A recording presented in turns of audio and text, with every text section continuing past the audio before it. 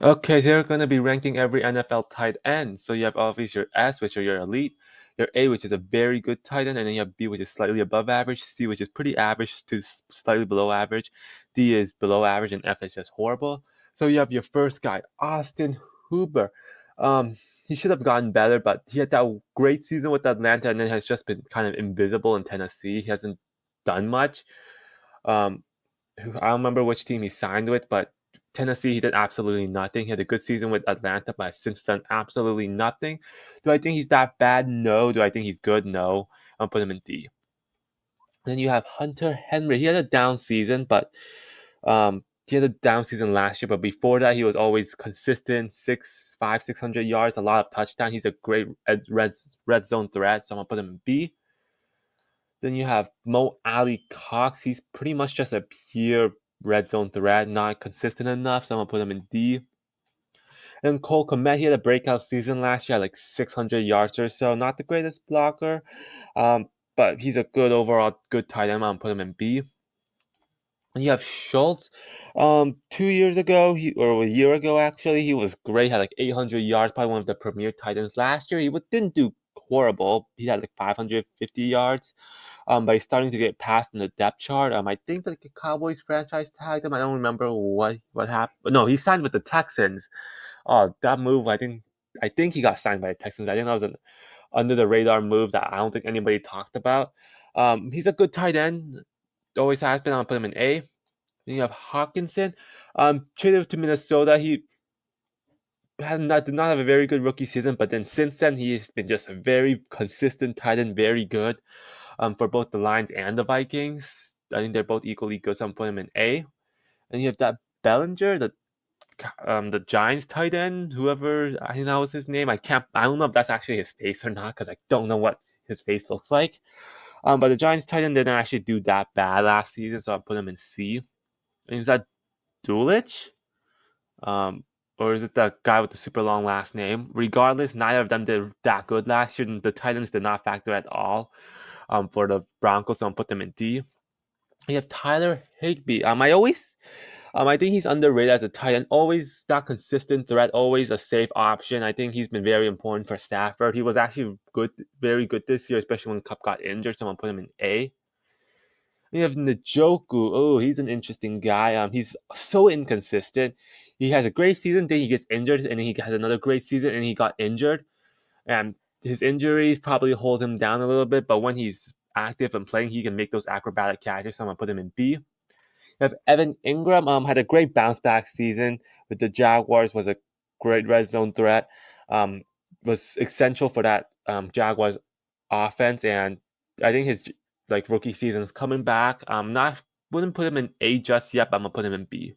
Travis Kelce, obviously the best tight end, has broken so many tight end receiving records and not horrible at blocking, so I'm putting him in S.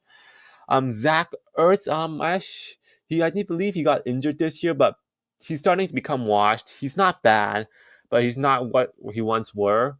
Once he what was he's starting to become washed, but not that washed. I think he's still a very good tight end, but not like an all-star tight end, all-pro tight end that he used to be. So I'm putting him in B.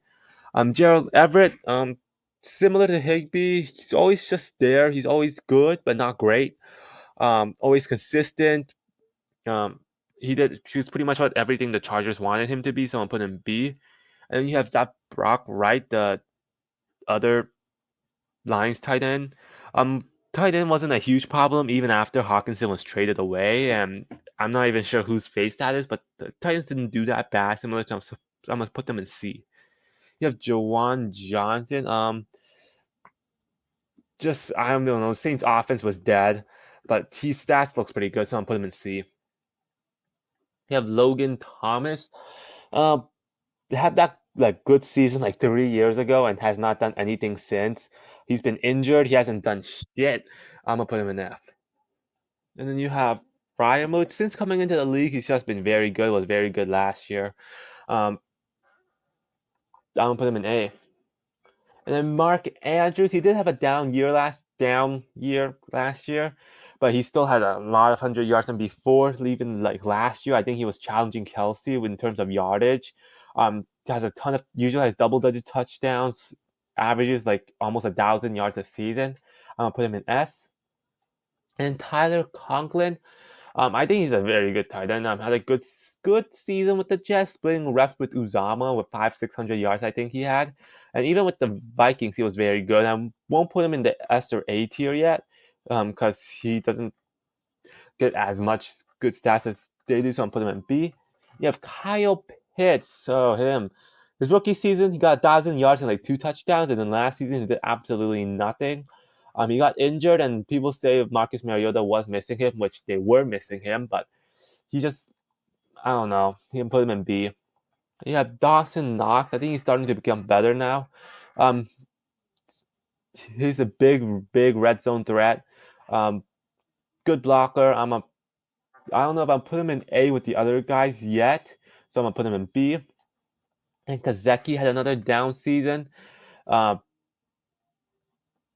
He had a down season. Usually a very acrobatic catcher, but he had a down season, so I'm gonna put him in B, along with the majority of the tight ends.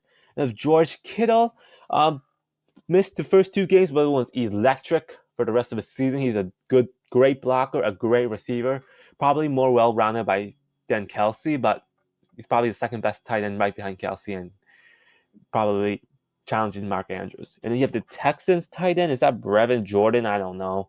I'm gonna put him in F. You have Noah Fant. He was just good. 600 yards both years with both the Broncos and the Seahawks. So I'm gonna put him in B. And you have Tonyan. He's just there's not much to say about him. He's not bad, but he's not as good as but his like 10 touchdown, 11 touchdown season was kind of a 1-year wonder. He's kind of fallen back to earth with few hundred yards and not a lot of touchdowns. So I'm gonna put him in C though. And then you have Hayden Hurst. Had a good season with the Bengals, but was kind of a one-play wonder, big play a game, and then just kind of disappeared. And before that, he didn't have much to his career, so I'm gonna put him in C. And Darren Waller. Oh, not sure. Darren Waller, he has that high ceiling. He's gotten injured the last few years, but before that, he was like 1,000-yard receiver or tight end. Not a great blocker, though. Not a great blocker. But he's gotten injured the last few seasons. He got traded to Giants. So I'm going to put him in B. Though. And then you have Dallas Goedert. I think he had a very good season with the Eagles. His receiving game, he pretty much picked up where Zach Ertz left, so I'm going to put him in A. And then don't know who that is, the Carolina Panthers guy. Is that Ian Thomas? I'm going to put them in F. Then Cameron Brate, at least he has done something. I'll put him in D. So there you have him, NFL tight end tier list.